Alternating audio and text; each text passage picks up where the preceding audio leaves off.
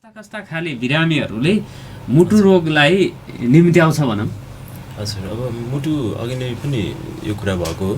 जस्तो मुटु रोग भनेको एउटा जीवनशैलीसँग रिलेटेड कुराहरू पनि आउँछ त्यसमा। जस्तो अब कति मान्छेहरूको स्मोकिङ ह्याबिट, ड्रिङ्किङ ह्याबिटहरू होइन, अल्कोहलको मात्रा बढी खाने अथवा बढी चुरोट खाने होइन, अथवा शारीरिक व्यायामहरू धेरै नहुने होइन, र सेडेन्ट्री लाइफस्टाइल जुन भन्छौँ, र भनौँ न फ्यामिलीमा हाइपरटेन्सनको समस्याहरू अथवा कोलेस्ट्रोलको समस्याहरू, यिनीहरू सबै रिस्क फ्याक्टरहरू हुन्। मुटु रोगको रिस्क फ्याक्टरहरूमा चाहिँ यिनीहरू सबै पर्दछन्। र एउटा एजिङ पनि हो, जस्तो उमेर बढ्दै जाँदा पनि मुटुको रोगहरू लाग्ने सम्भावना चाहिँ बढी हुन्छ। र त्यही भएर हामीले चाहिँ मुटु रोगबाट बच्नको लागि हामीले सक्दो रिस्क फ्याक्टरहरूलाई चाहिँ हामीले न्यूनीकरण चाहिँ गर्नुपर्ने हुन्छ। जस्तो स्मोकिङ ह्याबिटलाई छोड्नुपर्ने हुन्छ, शारीरिक व्यायामहरू चाहिँ गर्नुपर्ने हुन्छ। नियमित शारीरिक व्यायाम चाहिँ चाहिन्छ मान्छेलाई। जस्तो सेडेन्ट्री भएर चाहिँ बस्नु भएन। अब अहिलेको लाइफस्टाइल जुन छ, अफिस आवरहरू बाहेकहरू टाइममा चाहिँ त्यति समयहरू नमिल्ने जुन अवस्था हुन्छ, आफ्नो लागि, आफ्नो हेल्थको लागि चाहिँ समय निकालेर दिनमा कमसेकम 30 मिनटदेखि 45 मिनटसम्म मिनिमम ब्रिस्क भएको पनि, अलिकति हतार गरेर अलिकति छिटो हिँडेर पसिना आउने गरी चाहिँ हिँड्ने त्यो चाहिँ बानी चाहिँ बसाल्नु पर्ने हुन्छ। र अरू स्पोर्ट्सहरू पनि खेल्दा राम्रै हुन्छ। जस्तो स्विमिङ भयो, टेनिस भयो अथवा ब्याडमिन्टनहरू, यिनीहरू खेल्दा पनि जस एउटा शारीरिक व्यायाम हुने गरी केही गेम्सहरू खेल्ने हो भने जस मुटु रोगबाट चाहिँ धेरै हदसम्म चाहिँ जोगिन्छ। जस्तो प्रेसर पनि न्यूनीकरण गर्न चाहिँ त्यसले मद्दत पुर्याउँछ। र अरू पनि कुराहरू छन्, जस्तो खानपिनको कुराहरूमा एक्सेसिभ तपाईँको नुनको मात्राहरू धेरै भएको खानेकुराहरू चाहिँ सेवन गर्नु भएन। जस्तो फास्ट फुड आइटमहरू पनि अलिकति सकेसम्म तयारी खानेकुराहरू भनौँ न अलिकति मिनिमाइज गर्नुपर्छ, सकेसम्म नखाँदा राम्रो होइन। किनभने हेल्दी घरमा पाक्ने जुन हेल्दी डाइटहरू खाएको चाहिँ राम्रो। त्यसमा चाहिँ अलि नुनको मात्रा भनौँ न अब अलि रिस्क फ्याक्टर छ, परिवारमा प्रेसर छ, कोलेस्ट्रोलको समस्याहरू छ, नुनको मात्रा अलि सुरुदेखि नै अलिक कम गर्ने। कम भनेको 5 ग्राम भन्छ किताबको अनुसार चाहिँ 5 ग्रामभन्दा कम दिनभरिमा चाहिँ नुन सेवन गर्दा त्यो चाहिँ स्वास्थ्यको लागि राम्रो हो। त्यसले चाहिँ प्रेसर हुन दिँदैन।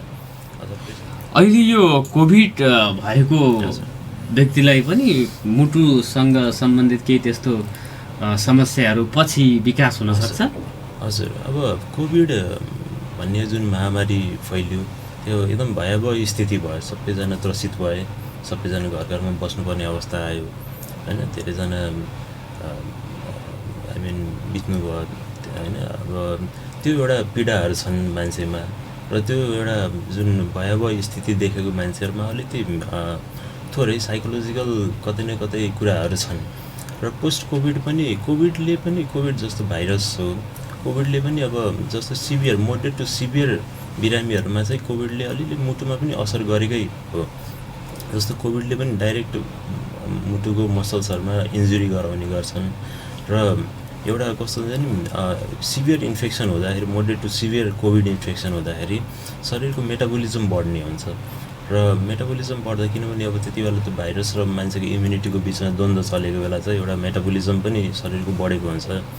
र त्यस्तो अवस्थामा चाहिँ अब र त्यसले डाइरेक्ट मुटुको मसल्सहरूमा पनि इन्जुरी गर्ने भयो होइन। भनेपछि छाती दुख्ने अथवा मुटुको प्याल्पिटेसन्स भन्छौँ, मुटुको डुगडुगी बढ्ने होइन, त्यो कुराहरू पनि जस कोभिडको डाइरेक्ट इफेक्ट हो। तर कोभिड भनेपछि त्यो मेन चाहिँ फोक्सोको सङ्क्रमण हो, फोक्सोको इलनेस हो, त्यो फोक्सोको रोग हो। प्लस त्यसले मुटुलाई पनि केही हदसम्म असर गर्छन्। तर एकचोटि कोभिडबाट रिकभरी भइसकेको मान्छेहरू कस्तो छ ट्रेन सुदूरपश्चिममा?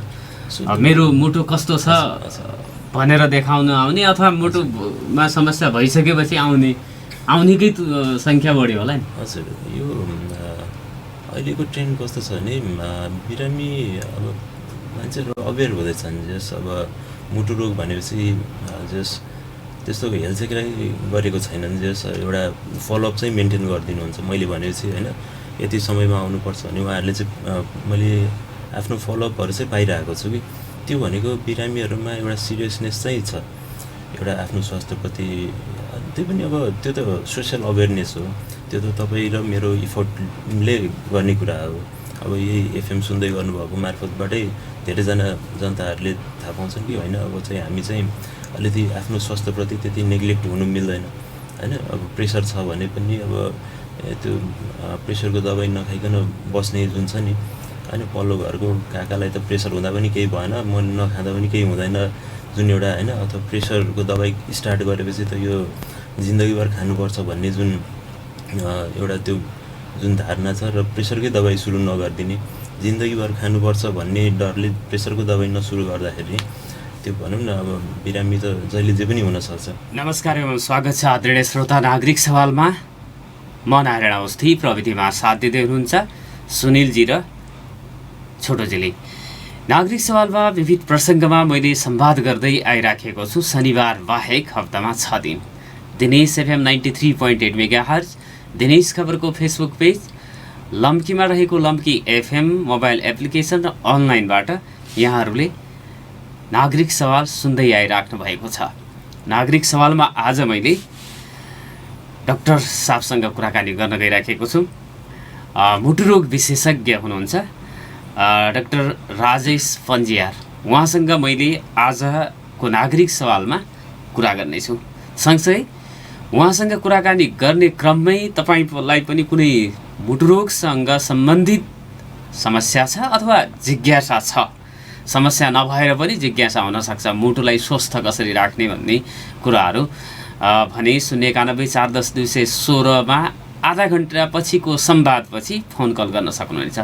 अर्थात् 8 बजेपछि तपाईँहरूको पनि प्रत्यक्ष अन्तर्क्रिया गराउने प्रयास गर्नेछु मैले डाक्टर साहबसँग।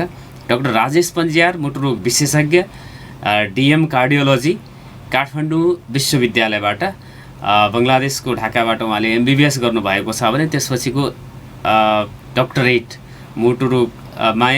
मुटुरोगमै उहाँले डक्टरेट डिग्री पनि हासिल गर्नुभएको छ। विगत 13 वर्षदेखि उहाँ चिकित्सा क्षेत्रमा हुनुहुन्छ र 6 महिनादेखि उहाँ धनगढीमा कार्यरत हुनुहुन्छ। धनगढीको कैलाली अस्पताल र सेती प्रादेशिक अस्पतालमा पनि उहाँ अहिले कार्यरत हुनुहुन्छ।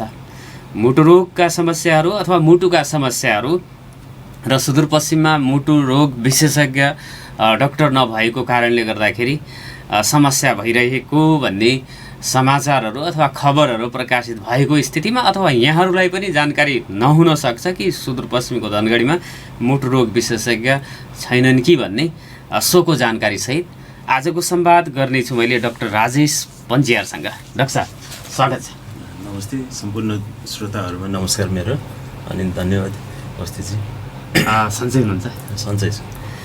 6 महिना भइसकेछ धनगढी आएको, कस्तो महसुस गरिराख्नु भएको छ? हजुर, 6 महिना अगाडि म धनगढी आएँ। आउँदाखेरि कस्तो होला के होला भन्ने कुराहरू थियो, तर ठाउँ रमाइलो छ। जस 6 महिनाको बसाइमा थुप्रो बिरामीहरू हेऱ्यो, सर्भिस दिँदैछु।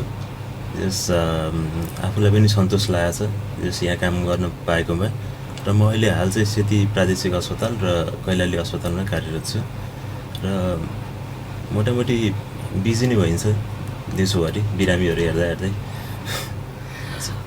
धनगढी आउने मुटुरोगमा समस्या भएका बिरामीहरूका लागि 24 घन्टा नै तपाईँले दिन सक्ने स्थिति चाहिँ छ? हजुर हजुर, म 24 घन्टै कलमै हुन्छु म होइन, फोन कलमा हुन्छु। दिउँसो चाहिँ फिजिकली प्रेजेन्ट भइन्छ, अरू बेला चाहिँ नाइटमा त्यस्तो इमर्जेन्सी कल आयो भने म तुरन्त त्यहाँ पुग्ने कोसिस गर्छु, पुगेको पनि छु। हजुर, 13 वर्षको अनुभव छ। अब एमबिबिएस गरिसकेपछि डक्टर भइहाल्यो, त्यो तपाईँहरूको त पढाइको सँगसँगै उपचार नै पढाइ हो। पढ्दा पढ्दै 6 महिनाको अनुभवले सुदूरपश्चिमको मुटुका बिरामीहरूको स्टेटस के भेट्टाउनु? मुटुको बिरामीहरू धेरै छन् सुदूरपश्चिममा। अब मैले विभिन्न थरीको बिरामीहरू, सबै खालको बिरामीहरू छन्। प्रायः जसो मैले भेट्ने गरेको बिरामीहरूमा चाहिँ रिउमेटिक हार्ट डिजिज र जन्मजात मुटुको प्वालहरू भएको, जन्मजात मुटुको रोगहरू भएको सङ्ख्या पनि अलि बढी मात्रामै मैले भेटेँ नेपालको अरू ठाउँको तुलनामा चाहिँ सुदूरपश्चिममा अलि त्यस्तो बिरामीहरू धेरै छन्। अनि अरू यस्तो खानपिन रिलेटेड र अरू हाइपरटेन्सन, कोलेस्ट्रोल अनि हार्ट एट्याकको समस्याहरू त यथावत छँदैछन्। र त्यो बाहेक पनि मुटुको बाथरोगहरू चाहिँ अलि बढी मात्रामै मैले भेटिरहेको छु। बढी बिरामीहरू छन् त्यस्ता, मुटुको भल्भहरू फेरेर, काठमाडौँबाट मुटुको भल्भ फेरेर रगत पातलो गर्ने औषधिहरू खाँदै गर्नुभएको बिरामीहरू धेरै छन् यता। अनि त्यस्ता बिरामीहरूले त लगभग विशेषज्ञको सम्पर्कमै रहिरहनु पर्ने हुन्छ होला। एकदम फोनबाट भन्दा नि प्रत्यक्ष भेट्यो भने अझ प्रत्यक्ष भेट्दा एकदम राम्रो होइन। किनभने अब काठमाडौँ गइराख्न पनि सम्भव हुँदैन होइन, लामो बाटो होइन। मुटु जस्तो संवेदनशील अङ्गमा भनौँ न तुरन्त उपचार चाहिने कन्डिसन्सहरू अलिक बढी हुन्छ कि। जस्तो हार्ट एट्याक भइहाल्यो भने हामीले तुरन्तै डाक्टर कहाँ पुग्नै पर्ने हुन्छ। 6 घन्टाभित्र पुग्यो भने हामीले त्यो मुटुको मांसपेशीहरूलाई जोगाउन सकिन्छ कि। नभए त्यो गर्न सकिएन भने मान्छे बाँचे पनि पछि चाहिँ हार्ट फेलियर जस्तो कन्डिसन्समा चाहिँ बाँच्नुपर्ने अवस्था हुन्छ बिरामीहरूलाई। त्यही भएर मुटुको डक्टर तत्कालै चाहिने भएकोले ठाउँलाई भनौँ न मुटुको डक्टर हुनु चाहिँ एकदम जरुरी मान्दछु मैले। तपाईँ आइसकेपछि यहाँको जो बिरामीहरू हुनुहुन्छ अथवा जसले औषधि सेवन गरिराख्नु भएको छ, उपचार गरेर बस्नु भएको छ, उहाँहरूको भेट्ने तपाईँबाट सल्लाह अथवा औषधिहरू र कोही अन्य अब बिरामी छ भन्ने नहुनसक्छ, डायग्नोसिसकै लागि पनि आउनेहरूको दर चाहिँ के छ? हजुर, अब यस्तो भयो, अब बिरामीहरू बल्ल बल्ल अब बुझ्दैछन्, थाहा पाउँदैछन्। हाम्रो धनगढीमा पनि एकजना कार्डियोलोजिस्ट आउनुभएको छ होइन। अब वर्ड अफ माउथ भन्छ, अब एकजनाले अर्कोलाई भन्दै मबाट उपचार पाएर जानुभएको उहाँहरूले चाहिँ भन्यो आफ्नो आफन्तहरूलाई हामी कहाँ पनि एकजना मुटु रोग विशेषज्ञ हुनुहुन्छ धनगढीमा भनेर त्यसरी चाहिँ रेफर गर्दै आउनुभएको छ। र मैले यहाँ काम गर्दाखेरि विभिन्न यहाँ जति हाम्रो फिजिसियनहरू छ सबैसँग समन्वय गरेर जस उहाँहरूले पनि मलाई चाहिँ कुनै गाह्रो साह्रो पर्दाखेरि तुरन्त फोन कल गरेर होइन यस्तो बिरामी छन् होइन म तपाईँ कहाँ पठाइरहेको छु भनेर एज अ भनौँ न उहाँहरूले चाहिँ मेरो ओपिनियन लिने गर्नुभएको छ। र त्यो परिवेश बनाउन चाहिँ म सफल भएको छु सबैसँग कोअर्डिनेटेड वेमा। अनि मेन उद्देश्य भनेकै मुटुको बिरामीले चाहिँ सर्भिस पाओस् होइन। र मेरो उद्देश्य त्यही हो र पाइराख्नु भएको छ, जो सेटिस्फाई हुनुहुन्छ बिरामीहरू। एउटा त मुटु रोग भइसकेको, भल्भ फेरेको अथवा कुनै न कुनै किसिमको उपचार गराइसक्नु भएकोले पनि फलोअपमा निरन्तर गइराख्नुपर्छ। धनगढीमै भयो भने धनगढी अब सुदूरपश्चिमका नागरिकका लागि त यो सुगम भयो नि त आउन। त्यो स्थितिमा अब दैनिक जसो तपाईँको अब सेती अस्पतालमा र कैलाली अस्पतालमा कतिजना बिरामीसँग तपाईँले चाहिँ अब उपचार र परामर्श दिन सकिने स्थिति छ? औसतमा कति आउँछन्? 20-30 जना बिरामी डेली हेर्ने गरेछु। दुइटै हाम्रो सेतीमा र कैलाली गरेर 30-40 जना पुग्छन् लगभग डेली। उहाँहरूले अब त्यसपछि तपाईँ यहाँ आइसकेपछि त्यो सहजता त महसुस गर्नुभएको छ होला? हजुर, मेरो फलोअपहरू राम्रै छन्। मैले हेरेर पठाएको बिरामीहरू बारम्बार मैले भनेकै टाइममा चाहिँ आइदिनुहुन्छ, त्यसले गर्दा सजिलो पनि भएछ जस। अनि बिरामीहरूलाई राम्रो पनि भइरहेछन् अनि खुसी पनि छन् जस आफ्नै गाउँठाउँमा डक्टर पाउँदाखेरि चाहिँ राम्रै रेस्पोन्स भइरहेछ अहिलेसम्म। अनि यो सुदूरपश्चिममा जुन रिमेटिक मुटु सम्बन्धी समस्या भन्नुभयो, यो अत्यधिक हुनुको रिजन कारणहरू पनि हुन्छन् होला नि? हजुर, अलिकति यो भन्नाले रिमेटिक हार्ट डिजिज भनेको एउटा ब्याक्टेरियाबाट हुने सङ्क्रमणबाट चाहिँ अब जेनरली यो स्कुल गोइङ चिल्ड्रेनहरूलाई अलिक बढी हुन्छ कि, जसलाई घाँटीको इन्फेक्सन भइराख्ने समस्याहरू जुन हुन्छन्। अब घाँटीको इन्फेक्सन्सहरूलाई यदि हामीले समयमै उपचार भएन भने गएर उसले चाहिँ घाँटीको इन्फेक्सन्सहरूले पछि गएर चाहिँ मुटुको भल्भहरूलाई चाहिँ अलिकति आघात पुर्याउँछ कि। अनि मुटुको भल्भहरूलाई आघात गरेर कि त भल्भ साँघुरो हुने कि त भल्भहरूमा चुहावट हुने त्यस्तो समस्या हुन्छ। र बेलैमा यदि हामीले सानै बेलामा यो डायग्नोस भएन भने भनौँ न यो रिमेटिक हार्ट डिजिजको लक्षण देखा परेको केही समयमै यदि हामीले डायग्नोस गर्न सकेनौँ भने पछि गएर अलिकति भल्भहरू बिग्रेर जाने, हार्ट फेलियर हुने, मुटुको चालहरूमा गडबड हुने र मुटुको भल्भ नै फेर्नुपर्ने अवस्था पनि हुन सक्ने स्थितिहरू हुन्छन्। र भल्भ फेर्न चाहिँ अलिक सहज छैन। अब भनौँ भने त्यसको लागि एउटा ठुलो टिमवर्क चाहिन्छ, सिटिबिएस सर्जन चाहिने हुन्छ र त्यो अहिले काठमाडौँमा र पेरिफेरी भन्दाखेरि चितवनमा, काठमाडौँ र चितवन मात्रै एभाइलेबल छ अहिलेसम्म चाहिँ। त्यही भएर यसलाई चाहिँ हामीले मुटुको बाथरोगलाई चाहिँ हामीले समयमै डायग्नोस गरेर यदि हामीले चाहिँ यसलाई बढ्न नदिने हो भने यसले ठुलो भनौँ न मुटुको बाथरोगको महामारीबाट चाहिँ मान्छेलाई चाहिँ केही हदसम्म चाहिँ जोगाउने गर्छ। त्यसको लागि हाम्रो धेरै स्क्रिनिङ प्रोग्रामहरू पनि गर्ने गरेका थियौँ। अब यो कोरोनाले गर्दाखेरि अहिले त्यो स्क्रिनिङ प्रोग्रामहरू अलिक त्यस्तो सहज भएको छैन। नभए स्कुल चिल्ड्रेनहरूमा गएर हामी यसो इको मेसिन लिएर गएर स्कुलको प्रिन्सिपलहरूसँग यसो समन्वय गरेर हामी चाहिँ तपाईँको बालिकाहरूलाई यसो हामीले मुटुको स्क्रिनिङ गर्छौँ भन्ने हिसाबले हामीले चाहिँ पहिला त्यो कार्यक्रमहरू चाहिँ नेपाल हार्ट एसोसिएसन्सहरूसँग मिलेर चाहिँ हामीले चाहिँ त्यो गर्ने गरेको थियौँ पहिला। र मलाई लाग्छ अब यो अलिक सहज वातावरण भयो भने पछि धनगढीमा पनि हामीले चाहिँ सुदूरपश्चिममा भनौँ न, सुदूरपश्चिममा पनि हामीले त्यो प्रोग्रामहरू चाहिँ इनिसिएट गर्छौँ एउटा टिमवर्क बनाएर। त्यो मेरो प्लानिङमा चाहिँ छ त्यस्तो। अब त्यसले गर्दाखेरि पक्कै पनि अर्ली डायग्नोसिस हुन्छ रिमेटिक हार्ट डिजिजको। र अर्ली डायग्नोसिस भएपछि के हुन्छ, त्यो प्रोग्रेसन जुन हुन्छ नि, रोगको प्रोग्रेसन पछि भल्भ बिग्रिने डरहरू कम भएर आउँछ। र आशा गरौँ अब फ्युचरमा त्यो प्रोग्रामहरू चाहिँ गर्न पाऊँ होइन। घाँटीको सङ्क्रमण त्यो पनि बालबालिकाहरू स्कुल जाने उमेरका जसलाई अलि कहिलेकाहीँ त बच्चाहरूले घाँटीमा अप्ठ्यारो भइराखेको पनि नभनिदिने सम्भावना हुन्छ। त्यो नहोस् भन्नको लागि अथवा घाँटीमा सङ्क्रमण बालबच्चाहरूमा नहोस् भन्नका लागि पनि ख्याल गर्नुपर्ने हुन्छ होला। के कुरामा गर्नुपर्छ ख्याल गर्ने? अब चिसोहरूबाट जोगाउनु पर्ने हुन्छ होइन। अब फ्रिजमा रेफ्रिजरेटरमा राखेको खाने हजुर फ्रिजहरू आइसक्रिमहरू अब धेरै मात्रामा दिनु भएन होइन। अब भनौँ न अलि चिसोबाट जोगाउनु पऱ्यो। अथवा त्यस्तो इन्फेक्सन्स, घाँटीको इन्फेक्सन्सहरू छ भने तुरन्त बालरोगसँग अथवा कार्डियोलोजिस्टसँग परामर्श गरेर एन्टिबायोटिकहरू उपचारहरू गर्ने त्यो चाहिँ गरिहाल्नुपर्छ, ताकि भोलि गएर त्यो मुटुको बाथरोगमा चाहिँ परिवर्तन त्यो नहोस् भनेर। मुटुको के अरे घाँटीको सङ्क्रमण भन्नाले जुन टन्सिल भयो अथवा अर्को त्योभन्दा फेरान्जाइटिस के भन्छ, हजुर हजुर त्यो दुईवटा मात्रै हो कि अन्य पनि हुन्छ समस्या? प्रायः जसो tonsillitis, pharyngitis, upper respiratory tract infection, upper respiratory tract infections भन्छ।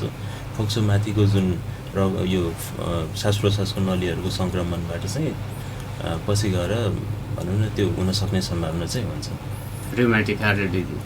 र त्यसकै पेसेन्टहरू बिरामीहरू बढी छ। स्ट्रेप्टोकोकस भन्ने त्यो ब्याक्टेरियाको सङ्क्रमणबाट हुन्छ, अरूबाट चाहिँ नहुनसक्छ। त्यो पार्टिकुलर त्यो ब्याक्टेरियाको सङ्क्रमणबाट चाहिँ हुने हुन्छ। भनेपछि आफ्नो कति वर्ष उमेरसम्म यसको हाई रिस्क हुन्छ? यसको जेनरली 20-25 वर्षको उमेरसम्म भनौँ न, 20-25 वर्ष 30 वर्षको उमेरसम्म चाहिँ अलिक प्रोग्रेस हुने चान्सेस बढी हुन्छ। त्यही पनि यदि कुनै बिरामीलाई त्यस्तो मुटुको भल्भहरूमा प्रब्लम देखेर रिमेटिक हार्ट डिजिज डायग्नोस भएको छ भने हामीले चाहिँ 40 वर्षको उमेरसम्म अब त्यो सिचुएसन हेरेर कतिको डिजिज कतिको भल्भहरू चाहिँ बिग्रेको अवस्थामा छ त्यो सिचुएसन हेरेर कसैलाई 40 वर्षको उमेरसम्म चाहिँ हामीले चाहिँ पेनिसिलिन भन्ने दबाई चाहिँ इन्जेक्सनबाट दिने गर्छौँ 3-3 हप्तामा अथवा 4-4 हप्तामा त्यो दिने गर्छौँ सिचुएसन हेरेर, सिभिरिटी हेरेर डिजिजको। अनि त्यो इन्फेक्सन घाँटीमा वर्षमा एउटा दुईटा पटक भयो भने त समस्या नगर्ला अथवा त्यसको चाहिँ फ्रिक्वेन्सी? हजुर त्यतिमा अब एक्चुअली डक्टरको परामर्श लिएर बेला बेलामा चाहिँ मुटुको स्क्रिनिङ चाहिँ गर्नुपर्ने हुन्छ कि मुटुको रोग भनेको हामीले चाहिँ सुरुमै डायग्नोस गर्नुपर्ने हुन्छ। यदि सुरुमा डायग्नोस गर्न सकेन भने पछि गएर त्यो बढ्दै बढ्दै जाने भएकोले जेनरली सामान्य आफूलाई म स्वस्थ छु भन्ने मान्छेहरूले पनि बेला बेलामा चाहिँ वर्षमा एकचोटि मुटु यसो भनौँ न प्रेसरको, कोलेस्ट्रोलको, मुटुको यसो भल्भहरू के कस्तो छ भनेर एकचोटि यसो इको कार्डियोग्राफीहरू यसो गर्दा चाहिँ राम्रो हो। ताकि त्यो रोगहरू चाहिँ अर्ली डिटेक्सन होस्, अर्ली डिटेक्सन भएर भोलि गएर बिग्रेर नजाओस् समस्याहरू चाहिँ। परिवारका सदस्यहरूले वर्षमा कम्तीमा एकपटक हजुर मुटु चाहिँ कस्तो छ भनेर स्क्रिनिङ गराउन हजुर जरुरी छ। हजुर। कति फ्यामिलीहरू यस्तो छन् जसमा चाहिँ फ्यामिलियल कन्डिसन्सहरू रन भइरहेको छ। जस्तो कुनै परिवारमा चाहिँ कोलेस्ट्रोलको प्रब्लम हुन्छ, बुवालाई बाजेलाई कोलेस्ट्रोलको प्रब्लम छ भने त्यो अफ स्प्रिङ्सहरू उहाँको छोराछोरीहरूले पनि बेला बेलामा चाहिँ कोलेस्ट्रोल जाँचहरू गर्ने होइन। अथवा कुनै परिवारमा भनौँ न सडन कार्डियक डेथको हिस्ट्री छ, एक्कासी कुनै हार्ट एट्याकहरू भएर बिरामीहरू बित्नु भनौँ कोही मान्छे बित्नु भएको छ भने उहाँको अब नजिकको मान्छेहरूले बेला बेलामा भनौँ न अब त्यो वंशाणु हुनसक्छ, कति कुराहरू त्यो हेरिडिट्री हुन्छ, फ्यामिलीमा रन हुने हुन्छ। जस्तो जन्मजात रोगहरू पनि फ्यामिलीमा चाहिँ रन हुने हुन्छ। जस्तो एचओसिएम भन्ने समस्या हुन्छ, हाइपोट्रोपिक अब्स्ट्रक्टिभ कार्डियोमायोप्याथी। हामीले सुन्ने गरेछौँ नि, कोही मान्छे सुतेपछि सुतै भयो, अथवा खेल्न जाँदाखेरि फुटबल ग्राउन्डमै डेथ भयो। त्यस्तो बिरामीहरूको केही न केही भनौँ न मुटुको चालको गडबडी पहिलादेखि भएको हुनुपर्छ, जुन चाहिँ अनडायग्नोज थियो। अथवा मुटुको जुन मैले भने एचओसिएम हाइपोट्रोपिक अब्स्ट्रक्टिभ कार्डियोमायोप्याथी थियो, जुन चाहिँ अनडायग्नोस्ड थियो र एक्कासी बिरामी केही खेलकुद गर्न गयो अथवा सुतेको अवस्थामै बित्नु भयो भनौँ न। त्यस्तो अवस्था नआओस् भन्नको लागि नै हामीले चाहिँ मुटुको बेला बेलामा चाहिँ चेक जाँच गर्नु चाहिँ जरुरी हुन्छ। वर्षमा कम्तीमा एकपटक हजुर गरेको राम्रो। जेनरली गाइडलाइनहरूले त 40 कटेपछि त वर्षमा एकचोटि चाहिँ पुरै भनौँ न कार्डियक प्रोफाइल, कार्डियक फुल एक्जामिनेसन चाहिँ एकचोटि गरेकै राम्रो भन्ने चाहिँ गाइडलाइनहरूले पनि भन्ने गरेको छ।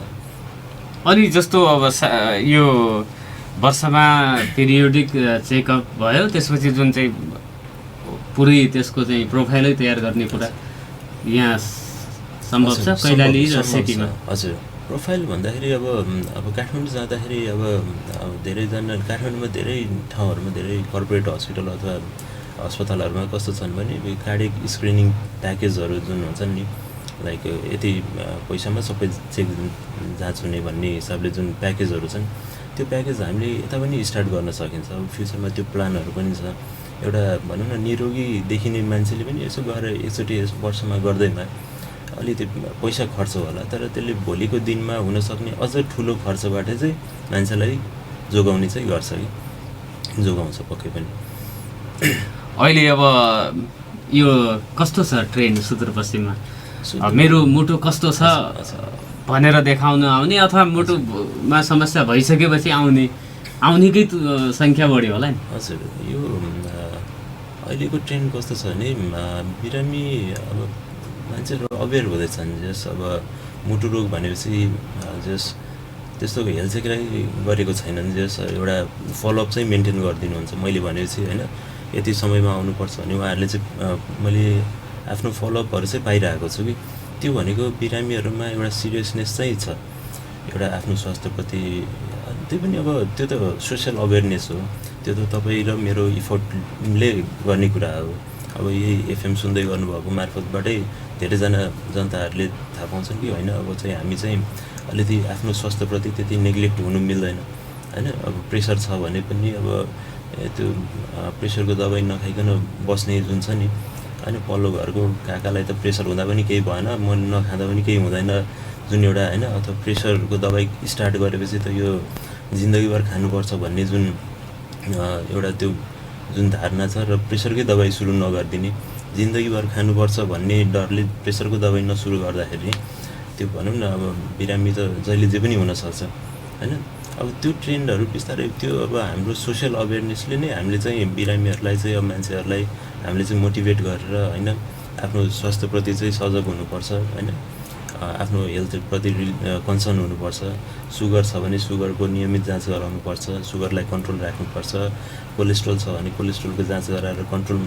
हाम्रो यिनीहरू सबै रिस्क फ्याक्टर हो, जस्तो प्रेसर भयो, कोलेस्ट्रोल भयो, सुगर भयो होइन, अथवा लाइफस्टाइलको कुराहरू जुन छन् त्यो सबै भनेको रिस्क फ्याक्टर हो मुटुको रोगको।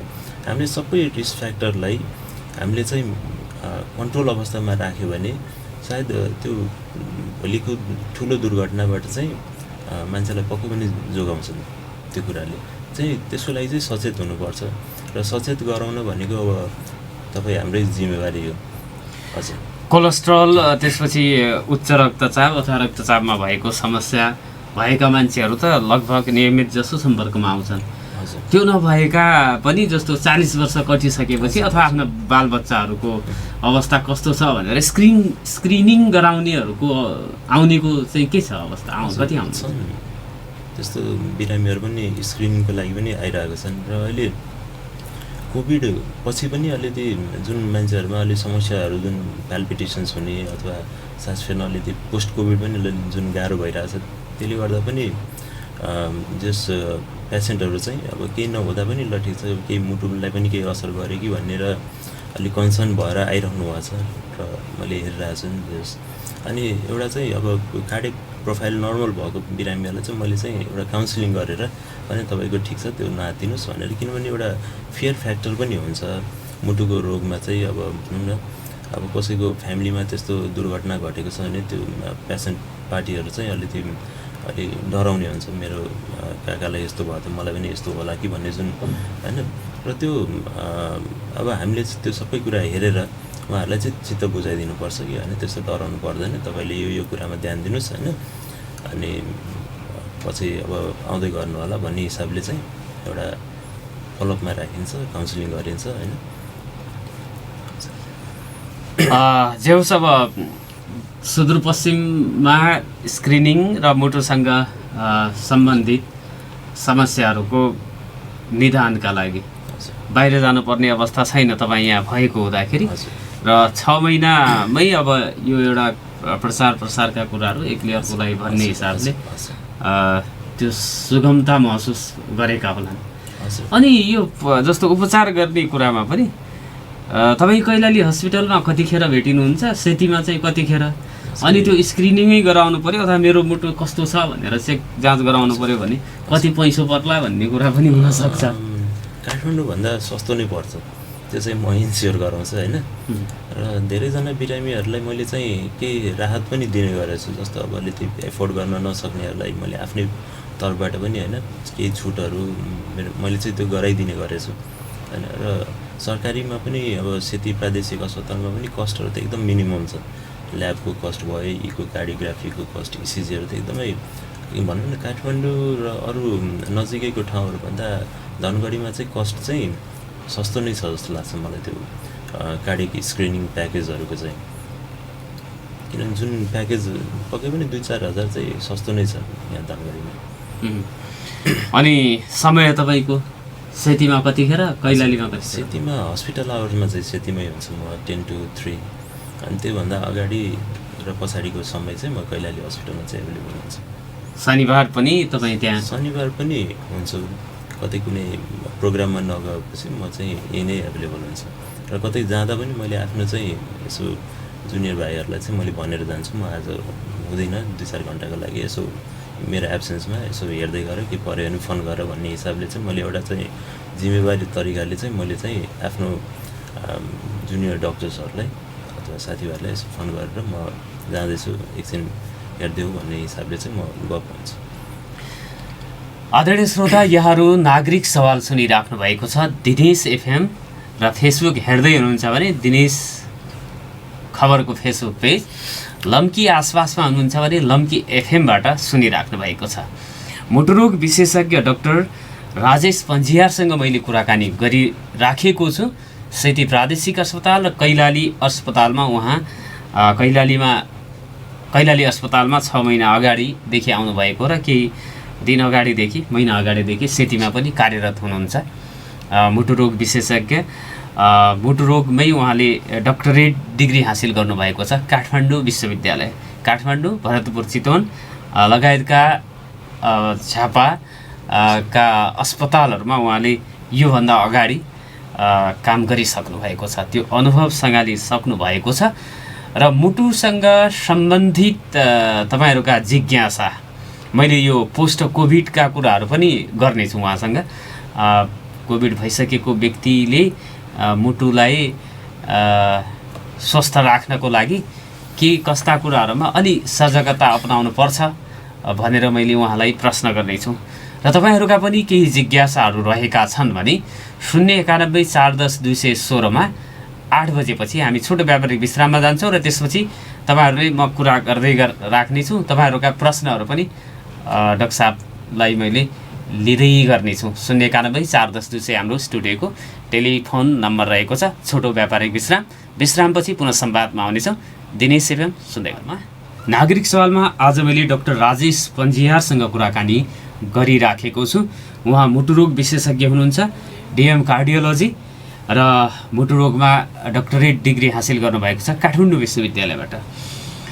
13 वर्षदेखि उहाँ चिकित्सकको भूमिकामा हुनुहुन्छ र 6 महिनादेखि धनगढीमा रहेको कैलाली अस्पतालमा उहाँ कार्यरत हुनुहुन्छ। सँगसँगै सिटीमा पनि उहाँ जोडिनु भएको छ भनौँ। र सुदूरपश्चिम क्षेत्रका मुटुरोगका बिरामीहरूले उपचारको लागि भारतका विभिन्न सहरहरू धाउनुपर्ने अवस्था, बाध्यता अथवा काठमाडौँ जानुपर्ने अवस्था को अन्त्य भएको छ भनौँ। मुटुको विशेषज्ञ सेवा अब त्यो उच्च स्तरीय सर्जरी जस्ता सेवाहरू प्रदान गर्नको लागि त छुट्टै एउटा विशेषज्ञ अस्पताल नै हुनुपर्ने हुन्छ। तर पनि एकचोटि सर्जरी नै गरेको अथवा भलो फेरेर घर आएको मान्छेले फेरि फलोअपका लागि काठमाडौँ जानुपर्ने स्थितिको चाहिँ अन्त्य भएको छ र भोलिका दिनमा त्यो किसिमको विकास पनि हुँदै जाला, त्यो आशा गर्न सकिन्छ। र अहिलेको उपलब्धि भनेको एकजना विशेषज्ञ डाक्टर हाम्रो सामुन्नेमा हुनु भनेको त्यो निकै नै एउटा राम्रो कुरा हो भन्ने मलाई लागेको छ। तपाईँहरूका फोन कल लिनेछु मैले 0914010 तपाईँहरूको प्रश्न डाक्टर साहबलाई सिधै सोध्न सक्नुहुनेछ। मुटुसँग सम्बन्धित कुनै तपाईँहरूसँग जिज्ञासा छ भने। र मेसेन्जर कल पनि मैले दिनेश खबरको फेसबुक पेज खोलेर राखेको छु। यदि कसैले मेसेन्जरबाट कल गर्न चाहनुहुन्छ भने दिनेश खबरमा मेसेन्जर कल गर्नुहोला भनेर पनि अनुरोध गर्न चाहन्छु। डाक्टर साहब पुनः स्वागत छ। नमस्कार। डाक्टर साहब यो मुटुका कुरा गर्दाखेरि के त्यो शरीरमा उत्पन्न हुने विकार अथवा कस्ता खाले बिरामीहरूले मुटु रोगलाई निम्त्याउँछ भनौँ? हजुर, अब मुटु अघि नै पनि यो कुरा भएको हो। जस्तो मुटु रोग भनेको एउटा जीवनशैलीसँग रिलेटेड कुराहरू पनि आउँछ त्यसमा। जस्तो अब कति मान्छेहरूको स्मोकिङ ह्याबिट, ड्रिङ्किङ ह्याबिटहरू होइन, अल्कोहलको मात्रा बढी खाने अथवा बढी चुरोट खाने होइन, अथवा शारीरिक व्यायामहरू धेरै नहुने होइन, र सेडेन्ट्री लाइफस्टाइल जुन भन्छ, र भनौँ न फ्यामिलीमा हाइपरटेन्सनको समस्याहरू अथवा कोलेस्ट्रोलको समस्याहरू, यिनीहरू सबै रिस्क फ्याक्टरहरू हुन्। मुटु रोगको रिस्क फ्याक्टरहरूमा चाहिँ यिनीहरू सबै पर्दछन्। र एउटा एजिङ पनि हो, जस्तो उमेर बढ्दै जाँदा पनि मुटुको रोगहरू लाग्ने सम्भावना चाहिँ बढी हुन्छ। र त्यही भएर हामीले चाहिँ मुटु रोगबाट बच्नको लागि हामीले सक्दो रिस्क फ्याक्टरहरूलाई चाहिँ हामीले न्यूनीकरण चाहिँ गर्नुपर्ने हुन्छ। जस्तो स्मोकिङ ह्याबिटलाई छोड्नुपर्ने हुन्छ, शारीरिक व्यायामहरू चाहिँ गर्नुपर्ने हुन्छ। नियमित शारीरिक व्यायाम चाहिँ चाहिन्छ मान्छेलाई। जस्तो सेडेन्ट्री भएर चाहिँ बस्नु भएन। अब अहिलेको लाइफस्टाइल जुन छ, अफिस आवर्सहरू बाहेकहरू टाइममा चाहिँ त्यति समयहरू नमिल्ने जुन अवस्था हुन्छ, आफ्नो लागि, आफ्नो हेल्थको लागि चाहिँ समय निकालेर दिनमा कमसेकम 30 मिनटदेखि 45 मिनटसम्म मिनिमम ब्रिस्क वाक भने अलिकति हतार गरेर अलिकति छिटो हिँडेर पसिना आउने गरी चाहिँ हिँड्ने त्यो चाहिँ बानी चाहिँ बसाल्नु पर्ने हुन्छ। र अरू स्पोर्ट्सहरू पनि खेल्दा राम्रै हुन्छ। जस्तो स्विमिङ भयो, टेनिस भयो अथवा ब्याडमिन्टनहरू, यिनीहरू खेल्दा पनि जस एउटा शारीरिक व्यायाम हुने गरी केही गेम्सहरू खेल्ने हो भने जस मुटु रोगबाट चाहिँ धेरै हदसम्म चाहिँ जोगिन्छ। जस्तो प्रेसर पनि न्यूनीकरण गर्न चाहिँ त्यसले मद्दत पुर्याउँछ। र अरू पनि कुराहरू छन्, जस्तो खानपिनको कुराहरूमा एक्सेसिभ तपाईँको नुनको मात्राहरू धेरै भएको खानेकुराहरू चाहिँ सेवन गर्नु भएन। जस्तो फास्ट फुड आइटमहरू पनि अलिकति सकेसम्म तयारी खानेकुराहरू भनौँ न अलिकति मिनिमाइज गर्नुपर्छ, सकेसम्म नखाँदा राम्रो होइन। किनभने हेल्दी घरमा पाक्ने जुन हेल्दी डाइटहरू खाएको चाहिँ राम्रो। त्यसमा चाहिँ अलि नुनको मात्रा भनौँ न अब अलि रिस्क फ्याक्टर छ, परिवारमा प्रेसर छ, कोलेस्ट्रोलको समस्याहरू छ, नुनको मात्रा अलि सुरुदेखि नै अलिक कम गर्ने। कम भनेको 5 ग्राम भन्छ किताबको अनुसार चाहिँ 5 ग्रामभन्दा कम दिनभरिमा चाहिँ नुन सेवन गर्दा त्यो चाहिँ स्वास्थ्यको लागि राम्रो हो। त्यसले चाहिँ प्रेसर हुन दिँदैन अथवा प्रेसर भएको बिरामीमा पनि त्यस्तो प्रेसर बढ्न दिँदैन भन्ने चाहिँ कुराहरू छन्। अहिले यो कोभिड भएको व्यक्तिलाई पनि मुटुसँग सम्बन्धित केही त्यस्तो समस्याहरू पछि विकास हुन सक्छ? हजुर, अब कोभिड भन्ने जुन महामारी फैलियो त्यो एकदम भयावह स्थिति भयो, सबैजना त्रसित भए, सबैजना घर घरमा बस्नुपर्ने अवस्था आयो होइन। धेरैजना बित्नु भयो होइन। अब त्यो एउटा पीडाहरू छन् मान्छेमा र त्यो एउटा जुन भयावह स्थिति देखेको मान्छेहरूमा अलिकति थोरै साइकोलोजिकल कतै न कतै कुराहरू छन्। र पोस्ट कोभिड पनि कोभिड जस्तो भाइरस हो, कोभिडले पनि अब जस्तो सिभियर मोडरेट टु सिभियर बिरामीहरूमा चाहिँ कोभिडले अलिअलि मुटुमा पनि असर गरेकै हो। जस्तो कोभिडले पनि डाइरेक्ट मुटुको मसल्सहरूमा इन्जुरी गराउने गर्छन् र एउटा कस्तो हुन्छ नि सिभियर इन्फेक्सन हुँदाखेरि moderate to severe COVID infection हुँदाखेरि शरीरको मेटाबोलिजम बढ्ने हुन्छ र मेटाबोलिजम बढ्दा किनभने अब त्यति बेला त भाइरस र मान्छेको इम्युनिटीको बिचमा द्वन्द्व चलेको बेला चाहिँ एउटा मेटाबोलिजम पनि शरीरको बढेको हुन्छ र त्यस्तो अवस्थामा चाहिँ अब र त्यसले डाइरेक्ट मुटुको मसल्सहरूमा पनि इन्जुरी गर्ने भयो होइन। भनेपछि छाती दुख्ने अथवा मुटुको प्याल्पिटेसन्स भन्छौँ, मुटुको डुगडुगी बढ्ने होइन, त्यो कुराहरू पनि जस कोभिडको डाइरेक्ट इफेक्ट हो। तर कोभिड भनेपछि त्यो मेन चाहिँ फोक्सोको सङ्क्रमण हो, फोक्सोको इलनेस हो, त्यो फोक्सोको रोग हो। प्लस त्यसले मुटुलाई पनि केही हदसम्म असर गर्छन्।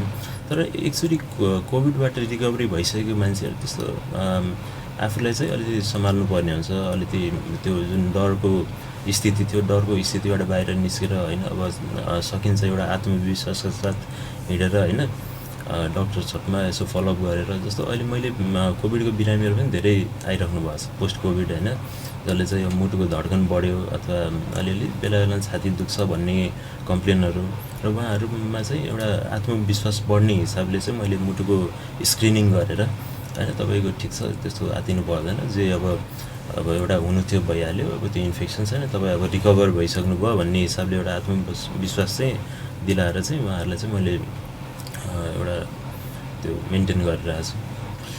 त्यो मुटु चेकअप गरायो भने त्यो स्थिति थाहा हुन्छ। नत्र अब भन्नमा सुन्नमा त त्यसले अब विभिन्न मल्टी अर्गान फेलियर गर्ने समस्या गरेको हुनसक्छ भन्ने डर नहोस् भन्नका लागि पनि त्यो फलोअपमा आयो भने ढुक्क भएर मान्छे बस्न सक्ने अवस्था पनि हो। अब मोडरेट टु सिभियर इन्फेक्सन हुँदाखेरि त धेरै जटिलताहरू आउँछ शरीरमा होइन, मान्छे मृत्युको मुखसम्म पुगेका छन्, मरेका पनि छन् होइन। तर रिकभर भएपछि अब भोलिको दिनमा हामीले ब्रिदिङ एक्सर्साइजहरू जुन हुन्छ होइन, अलिकति योगाहरू मेडिटेसन्सहरू अलिकति नियमित काममा फर्किने कोसिस गरेर अलिक त्यो डरको वातावरण अलिक धेरै सृजना भयो। त्यसले गर्दा पनि अलि मान्छेहरूमा चाहिँ भनौँ न पोस्ट कोभिड होइन, जसले आफन्तहरू जसरी बितेका छन्, अलि साइकेट्री इलनेसहरू पनि अलि बढेको भेटिएको छ। तर साइकेट्री इलनेससँग मुटु पनि जोडिएको हुन्छ। जस्तो अब साइकेट्री के कसैलाई बढी एन्जाइटी छ होइन, अलिकति एन्जाइटी हुनेलाई मन ढुकढुक गर्ने, मुटु दुखे जस्तो हुने होइन, अब त्यो सब कुराहरू चाहिँ भइरहेको देखिन्छ कि। तर एकचोटि अब मुटुको स्क्रिनिङहरू पोस्ट कोभिड एकचोटि मुटुहरू सबै चेक जाँच गराएर होइन र ठिक छ अब मुटुमा प्रब्लम छैन भने आफ्नो नर्मल हेल्दी लाइफस्टाइलमा फर्केर हामी त्यति धेरै चिन्ता गर्नुपर्ने चाहिँ हुँदैन। आदरणीय श्रोता, नागरिक सवालबाट यहाँहरूले सुनिराख्नु भएको छ डाक्टर राजेश पन्जियारसँग गरिराखेको संवादलाई। मुटुरोग विशेषज्ञ हुनुहुन्छ उहाँ र तपाईँहरूको पनि केही जिज्ञासा त्यस्तो छ मुटुसँग सम्बन्धित भने फोन गरेर सोध्न सक्नुहुनेछ। त्यसको विषयमा तपाईँहरूसँग भएको जिज्ञासा अथवा समस्याको विषयमा डाक्टर साहबले जवाब दिनुहुनेछ। 091-410-216 हाम्रो स्टुडियोको नम्बर रहेको छ। मैले यो पुनः जानकारी गराएँ यहाँहरूलाई। डाक्टर साहब, यो मुटु को कुन कुन चरणको चाहिँ उपचार सम्भव छ त? अब धनगढीमा तपाईँले गर्न सक्ने भनेको अर्ली डायग्नोसिस भयो एउटा फलोअपका कुराहरू भयो, त्योभन्दा अलावा अरू के चाहिँ गर्न सकिन्छ? मुटुको उपचारको लागि सबभन्दा इम्पोर्टेन्ट कुरा चाहिँ हामीले चाहिँ प्रिभेन्टिभ कार्डियोलोजी भन्छौँ। प्रिभेन्टिभ कार्डियोलोजी भनेको मुटुको समस्या हुनै नदिने एउटा चाहिँ प्रिभेन्सनको बाटो चाहिँ अपनाउनु पर्ने हुन्छ। प्रिभेन्सनको बाटोमा सबै मैले अघि नै जुन भने, प्रेसरको बिरामीले नियमित प्रेसरको दबाई खाने, प्रेसरको भनौँ न अब नेग्लेक्ट गर्नु मिल्दैन कि प्रेसर छ भने मेरो प्रेसर होइन 140 भयो भने दबाई नखाइदिने गर्नुभयो भने प्रेसर के भन्ने गरिन्छ भने प्रेसर सिस्टोलिक ब्लड प्रेसर 10 ले बढ्दा पनि फ्युचरमा चाहिँ हार्ट एट्याक हुने चान्सेस र पक्षघात हुने चान्सेस 3-4 गुणाले बढ्छ मान्छेमा। त्यसैले हामीले प्रेसर 10 ले मेरो प्रेसर त 10 ले मात्र बढी छ भनेर चाहिँ हामीले चाहिँ त्यो गर्नु हुँदैन कि, किनभने त्यो पनि एउटा भोलिको खतराको एउटा चाहिँ कारण हुनसक्छ कि। त्यही भएर चाहिँ एकदमै फलोअप चाहिँ हुनुपर्छ। कार्डियक पेसेन्टहरूमा चाहिँ फलोअप चाहिँ नियमित हुनुपर्छ, डक्टरसँग परामर्श लिनुपर्छ र एप्रोप्रिएट दबाई चाहिँ खानुपर्ने हुन्छ डक्टरको परामर्श अनुसार। किनभने अब प्रेसर भयो, अब कहिलेकाहीँ त्यो यतिकै मेडिकलमा गएर होइन सेवन गर्नुभन्दा प्रपर जाँचहरू गरेर मात्र दबाई खाएको चाहिँ राम्रो। किनभने किडनीको समस्या पनि देखिन सक्छ अथवा कोलेस्ट्रोलको, प्रेसरको दबाई सँगसँगै अरू दबाईहरू पनि खानुपर्ने हुनसक्छ। र प्रेसरको दबाई पनि विभिन्न धेरै किसिमको प्रेसरको दबाई छ र हरेक मान्छेमा एकै किसिमको दबाईले काम गर्दैन। मान्छे पछि नि त्यो प्रेसरको दबाई हामीले चुज गर्नुपर्ने हुन्छ, कुन मान्छेलाई कुन प्रेसरको दबाई दिँदाखेरि राम्रो काम गर्छ त्यो प्रेसरको दबाईले भनेर। त्यसको लागि चाहिँ अब विशेषज्ञ डक्टरकै परामर्श चाहिँ जरुरी हुन्छ।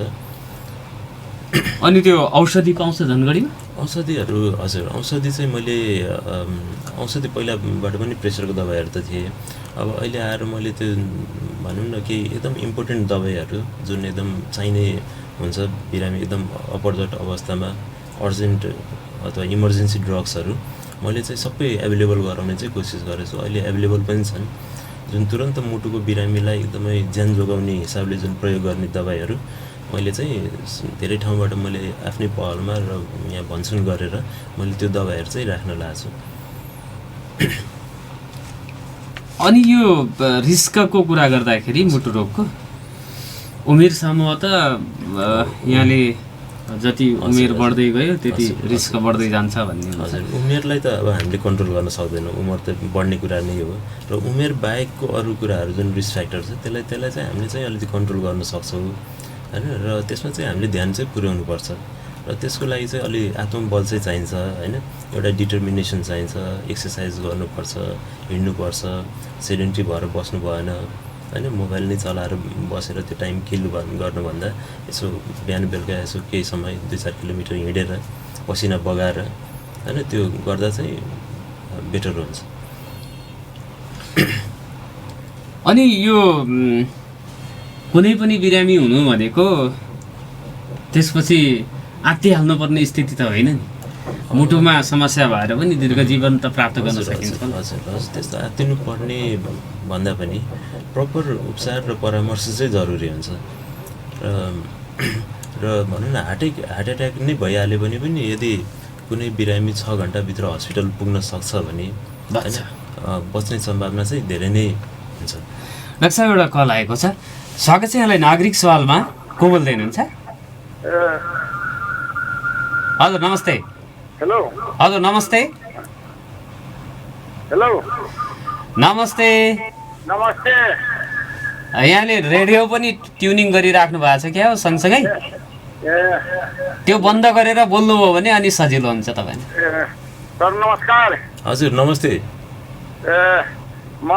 मैले एउटा वृद्ध व्यक्ति हुँ अनि मलाई समस्या मैले के लाग्यो कि अहिले डाक्टर साहबसँग सरले कुरा गरिराखेरि सरसँग जान पहचान त मोटामोटी भएकै हो नारायण सर। हजुर हजुर चिने मैले हजुरलाई। अब म सुगरको पेसेन्ट हूँ, प्रेसरको पनि हूँ। अब मैले यहाँ जो डाक्टर साहब हुनुहुन्छ त्यो डाक्टर साहब कुन हस्पिटलमा कहाँ यहाँ धनगढीमा बस्नुहुन्छ? हजुर हजुर धनगढीमै छ। तो उहाँसँग मैले एउटा प्रश्न सोध्नु पर्ने थियो मुटु सम्बन्धी। हजुर, यदि प्रेसरको बिमारीलाई चाहिँ मुटुको परीक्षण गर्नुपर्ने, यो परीक्षण कहाँनिर हुन्छ र अनि मैले उसको के मैले छ मेरो स्थिति मुटुको, किनकि म सुगरको पेसेन्ट धेरै पुरानो हुँ होइन। इन्डियाबाट औषधि खान्थेँ, इन्डियाबाट औषधि खाँदाखेरि म ठिक थिएँ। इन्डिया जान त्यो लकडाउनले गर्दा मलाई गाह्रो भयो। अब यही नेपालको औषधि खान्छु, नेपालको औषधिमा कम हुँदैन, विभिन्न समस्याहरू हुन्छ नारायण सर। मुटुमा छ भने कहाँ गएर इलाज गराउने, कसरी इलाज गराउने, के हो कसो हो, त्यो त हामीले बुझ्नुपर्ने एक सक्रिय व्यक्तिहरूको लागि त राम्रो कुरा हो। हजुरले उत्थान गर्नुभएको, त्यहीले डाक्टर साहेबसँग अलिकति कुन हस्पिटलमा हुनुहुन्छ उहाँसँग सोधौँ कि भनेर मैले यो फोन गरेँ सर। हजुर हुन्छ सर, यहाँले रेडियो सुन्नुहोस्। अब डाक्टर साहबले भन्नुहुन्छ। मैले बन्द गरिसकेँ सर। ल डाक्टर साहब। हस् ल, प्रश्नको लागि धन्यवाद हजुर। अब हजुरको सुगरको समस्या छ, डायबिटिज र प्रेसरको बिरामी हुनुहुन्छ। अब प्रेसर र डायबिटिजकै लागि अब अरू ठाउँ जानुपर्ने स्थिति चाहिँ छैन। अब धनगढी पनि अब विकसित हुँदैछ, थुप्रो डाक्टरहरू छन्, मेडिकल लाइनमा पनि अब धेरै नै राम्रा ल्याबहरू छन्, अनि इक्विपमेन्ट्सहरू पनि अब इको मेसिनहरू पनि धेरै ठाउँमा छन्। अब तपाईँ आउनु सक्नुहुन्छ, धनगढी आएर यसरी भेट्नुहोस्, सेतीमा भेट्न सक्नुहुन्छ अथवा कैलालीमा मलाई आएर भेट्नुहोस् होइन। मेरो तर्फबाट जति सहयोग हुन्छ म आफ्नो सहयोग गर्छु हजुरलाई है। अनि दबाईहरू जुन छ हजुरको सुगरको प्रेसरको दबाईहरू मैले राम्रो तरिकाले म मिलाइदिन्छु हजुरको है। हजुरले कैलाली अस्पताल र सेती अस्पतालमध्ये जुनसुकै दुई ठाउँमा गएर डाक्टर राजेश पन्जियारलाई भेट्न सक्नुहुनेछ सर। उहाँलाई पुनः म चाहिँ यो जानकारी, डाक्टर राजेश पन्जियार कैलाली अस्पताल प्राइभेट लिमिटेडमा कार्यरत हुनुहुन्छ र सेतीमा पनि हुनुहुन्छ। त्यहाँ गएर डाक्टर राजेश पन्जियारलाई मैले भेट्नु छ भन्नुभयो भने त्यहाँ अब चाहिँ कर्मचारीहरूले तपाईँहरूलाई भेटाउनु हुनेछ भनेर अनुरोध गर्न चाहन्छु। अर्को फोन कल आएको छ। स्वागत छ यहाँलाई नागरिक सवालमा। नमस्कार, को बोल्दै हुनुहुन्छ? म वार्ड नम्बर 6 बाट बोल्दैछु। हजुर, मेरो नाम लाल सर हो। हजुर सर, एकचोटि मैले हजुरसँग पनि मैले कतिचोटि फोन गरिसकेँ। अब म सुगर र प्रेसरको बिमारी हुँ। अब उसले गर्दा उहाँ डाक्टर साहबले भन्नुभयो नियमित प्रेसरको दबाई खाने, कुन दबाई खाने के हो त त्यही मुटु सम्बन्धी कुराको लागि मैले यो फोन गरेँ हूँ। डाक्टर साहब कुन हस्पिटलमा बस्नुहुन्छ? कैलाली अस्पतालमा। कैलाली अस्पतालमा। हजुर, अनि सेतीमा पनि बस्नुहुन्छ? हजुर, कैलाली अस्पतालमा 10 बजेभन्दा अगाडि र 3 बजे पछि भेट्नुहुन्छ भने 10 देखि 3 सम्म उहाँ चाहिँ सेतीमा भेटिनुहुन्छ सर।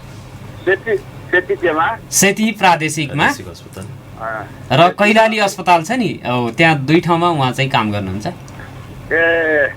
अनि मैले डाक्टर साहेबसँग मैले त्यो सोध्नु पर्ने थियो, त्यसको कुन चेक गराउने, कसरी मैले कहाँनिर गराउने, ताकि मलाई यो मैले प्रब्लमले गर्दा केही समस्या समाधान हुन्थ्यो कि भनेर भन्थे। यो सबैमा हजुरले अब कैलाली अस्पताल अथवा सेतीमा गएर भेट्न सक्नुहुनेछ सर। अनि कुन डाक्टर साहब हुनुहुन्छ? डाक्टर राजेश पन्जियार। डाक्टर राजेश परियार सेती अस्पतालमा पनि उहाँ बस्नु? हजुर, पन्जियार हजुर, राजेश पन्जियार हजुर हैन। अनि उहाँसँग म गएर फेस टु फेस गफ गर्न सक्छु? अवश्य। अस्पतालको यसो टिकट कटाएर गयो भने फेस टु फेस भेट हुन्छ उहाँसँग। हजुर, त्यही कुराको लागि मैले सरलाई सम्झाएँ होइन सर। हजुर। अब मैले त्यो प्रयास गरेर उहाँसँग म भेट्ने कोसिस गर्छु। हवस् सर, हवस्। राजेश परियार होइन सर? राजेश पन्जियार। हजुर सर। अब डाक्टर साहेबसँग त मैले सोध्न पाएन अहिले। पाउनुहुन्छ अहिले, उहाँ सँगै हुनुहुन्छ? म यतै हजुर सुनिरहेको छु हजुरलाई।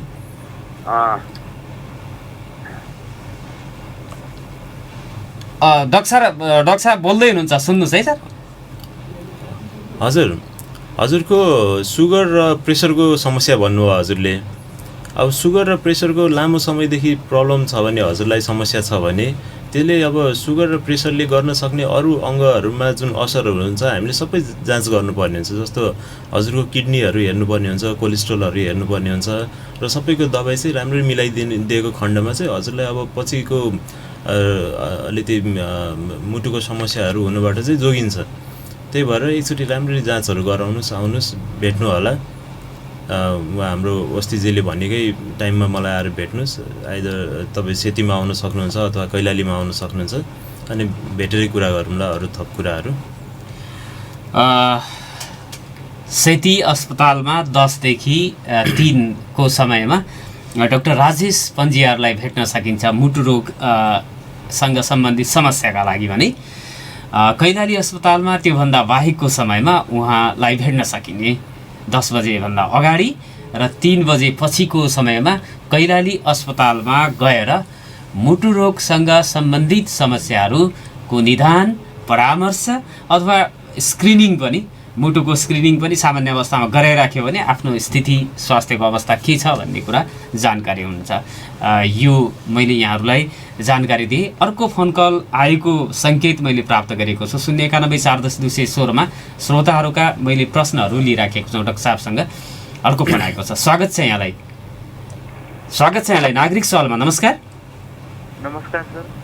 अलि जोरले बोलिदिनु होला। डाक्टर राजेश पन्जियारसँग सिधै कुरा गर्नुहोस्। हजुर सर। हजुर नमस्ते। म राजेश थापा बोलिरहेको छु सर। हजुर। मेरो आमालाई चाहिँ अहिले 1 वर्ष ठ्याक्कै भयो सर। उहाँलाई चाहिँ हार्ट एट्याक पोजिटिभ अनि पेसेन्ट हुनुहुन्छ 5 वर्ष अघिदेखि। हजुर। अनि मैले गङ्गालालमा उहाँलाई चेकअप गराएर ल्याइसकेपछि सर अहिले चाहिँ त्यो वहीँकै औषधिहरू चलिरहेको छ सर। हजुर हजुर। अनि त्यसका अलावा मैले बिचमा चाहिँ अरू कुनै चिजहरू चेकअप के गराउनु पर्छ डाक्टर साहब? अनि उहाँलाई अहिले आमाको कस्तो हुनुहुन्छ? अहिले अवस्था कस्तो हुनुहुन्छ उहाँको? बेला बेलामा अलिकति बल्झिने टाइपको हुन्छ। बेला बेलामा छाती दुख्ने भइरहेको छ उहाँलाई? हजुर। अनि खुट्टाहरू दुख्ने अनि त्यस्तो समस्या छ। अनि एउटा किडनीमा पनि समस्या देखिएको छ। हजुर हजुर हजुर।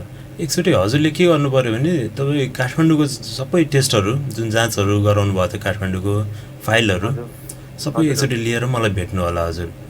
एकचोटि काठमाडौँको जाँचहरू सबै गरेको फाइलहरू एकचोटि म सबै राम्ररी हेरेर अनि तपाईँलाई अलिक भन्न मलाई सजिलो हुन्छ।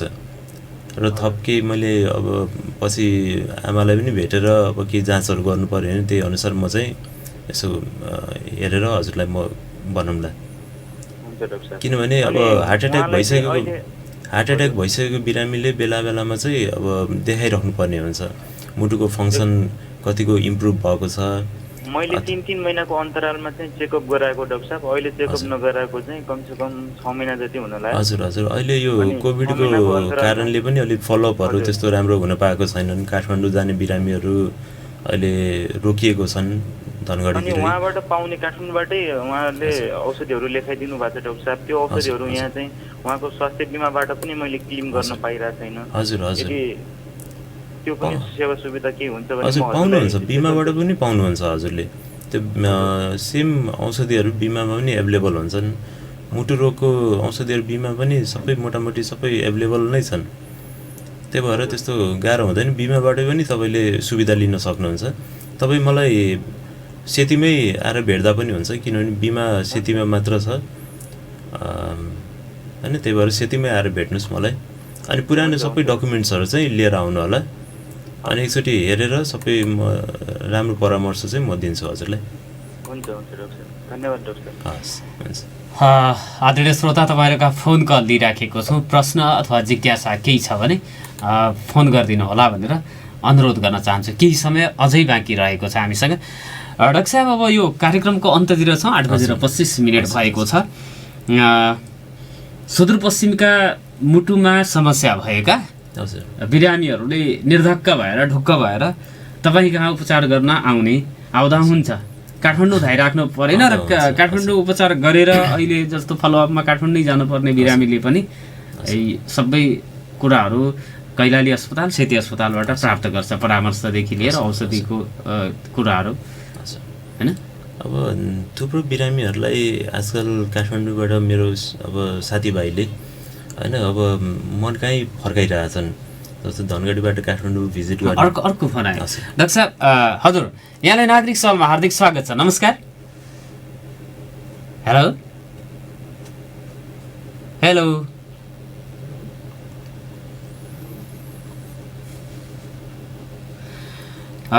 हजुर मैले भन्दै थिएँ जस्तो अब धनगढीबाट फलोअपको लागि काठमाडौँ पुगेको बिरामीहरूलाई पनि अब धेरै मेरो साथीभाइहरू जुन कार्डियोलोजिस्टहरू हुनुहुन्छ काठमाडौँमा उहाँ अब डाक्टर राजेश धनगढी हुँदाहुँदै तपाईँ किन दुःख पाउन आउनुभयो काठमाडौँ भनेर मन र फिर्ता पठाइराख्नु भएको छ होइन। त्यसले गर्दाखेरि झन् पेसेन्टमा एउटा म प्रतिको कन्फिडेन्स पनि डेभलप हुँदैछ र राम्रै छ। बिरामीलाई अब सानो कुराको लागि चाहिँ काठमाडौँ नै गइराख्नुपर्ने जरुरी छैन। अब त्यस्तो एकदमै ठुलो कुनै समस्याको लागि काठमाडौँ नै पठाउनु पऱ्यो भने अब मेरो पहलमा म रेफर गरेर सम्बन्धित डक्टरकै जिम्मा लाउने गरी चाहिँ म त्यो मिलाइदिउँला वातावरण। यो अनुरोधका साथ हाम्रो निर्धारित समय सकिएको छ। तपाईँहरूमा पनि परिवारका सदस्य अथवा घाँटीसँग सम्बन्धित कुनै समस्याहरू यदि तपाईँहरूमा अथवा परिवारका अन्य सदस्यहरूमा पटक पटक बल्झिराख्ने अवस्था छ भने त्यस्तो अवस्थामा पनि मुटुमा त्यसले समस्या गर्छ भन्ने कुरा डाक्टर साहबले भन्नुभएको छ। तसर्थ हाम्रो शरीरको अङ्गहरूको अवस्था कस्तो छ भनेर सामान्य स्वास्थ्य चेक जाँच त प्रत्येक वर्ष कम्तीमा एकचोटि गर्नुपर्ने भन्ने छ। तथापि मुटु अझ संवेदनशील र मुटुमा हुने समस्याले अन्य शरीरका अङ्गहरूलाई पनि असर गर्ने भएकोले तपाईँहरूले आफ्नो अनुकूल समयमा सेती प्रादेशिक अस्पताल अथवा कैलाली अस्पताल प्राइभेट लिमिटेड रहेको छ त्यहाँ गएर डाक्टर राजेश पन्जियारसँग परामर्श र सेवा लिन सक्नुहुनेछ। डाक्टर साहब हामीलाई कुराकानी गर्ने समय दिनुभयो त्यसको लागि धन्यवाद तपाईँलाई पनि। आदरणीय श्रोता भोलि अर्को विषयवस्तु र प्रसङ्गमा कुराकानी गर्नेछौँ। आजलाई भने बिदा दिनुहोस्। नमस्कार, शुभ दिन।